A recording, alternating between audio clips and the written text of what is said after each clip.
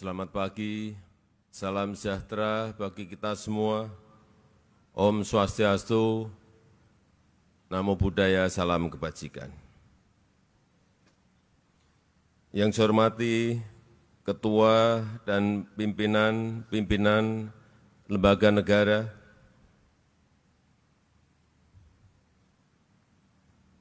yang saya hormati para Menteri Kabinet Indonesia Maju, yang saya hormati Jaksa Agung Republik Indonesia, Panglima TNI, Kapolri, Ketua Komisi Pemberantasan Korupsi, Kepala BPKP, yang saya hormati Ketua Komisi Kejaksaan, para Purna, Jaksa Agung, para pejabat di lingkungan Kejaksaan Republik Indonesia, para peserta upacara, Bapak Ibu hadirin dan undangan yang berbahagia. Pertama-tama, kepada seluruh keluarga besar Kejaksaan Republik Indonesia, dimanapun Bapak Ibu sedang bertugas, saya menyampaikan selamat Hari Bakti Adiaksa yang ke-63. Bakti Bapak Ibu sangat dibutuhkan rakyat Indonesia. Bakti untuk menegakkan hukum, bakti untuk menjunjung keadilan, bakti untuk kemajuan Indonesia. Bapak Ibu hadirin yang saya hormati, kita tahu kewenangan kejaksaan itu sangat besar. Sekali lagi, kewenangan kejaksaan itu sangat besar. Kewenangan penyidikan, kewenangan penuntutan, kewenangan perampasan dan pengembalian aset, dan masih ada kewenangan lainnya. Kewenangan besar itu harus dimanfaatkan secara benar, harus dimanfaatkan secara profesional dan secara bertanggung jawab.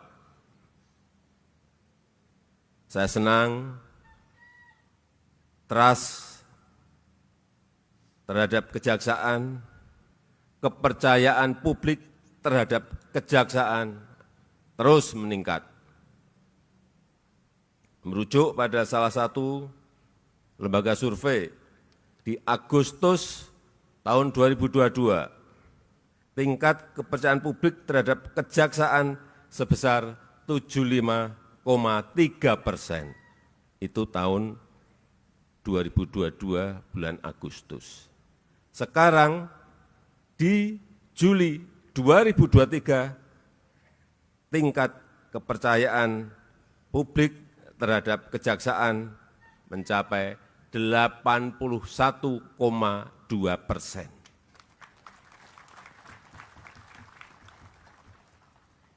Ini sangat tinggi. Ini angka tertinggi dalam kurun 9 tahun terakhir. Saya ingin mengucapkan selamat. Namun hati-hati.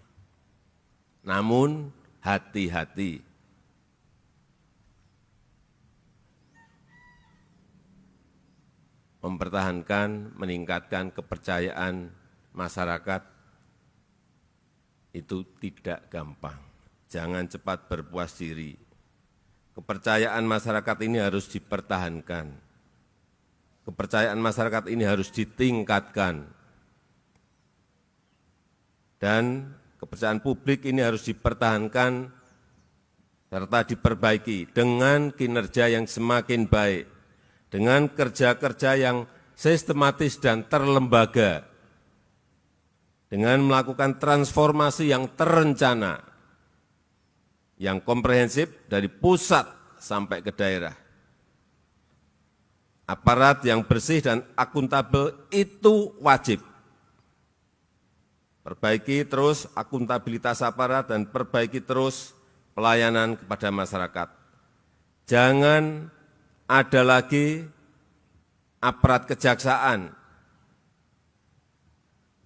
Meskipun saya tahu ini oknum yang mempermainkan hukum, yang menitip rekanan proyek, yang menitip barang impor, dan berbagai tindakan tidak terpuji lainnya. Meskipun sekali lagi saya tahu ini oknum.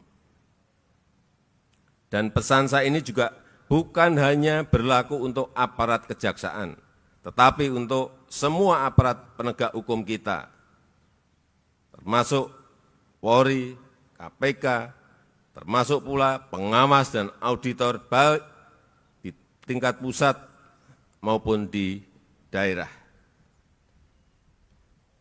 Bapak Ibu hadirin yang saya hormati, kepercayaan publik yang tinggi itu menjadi modal penting untuk melakukan transformasi, menggerakkan reformasi kejaksaan di semua aspek dan di semua tingkatan.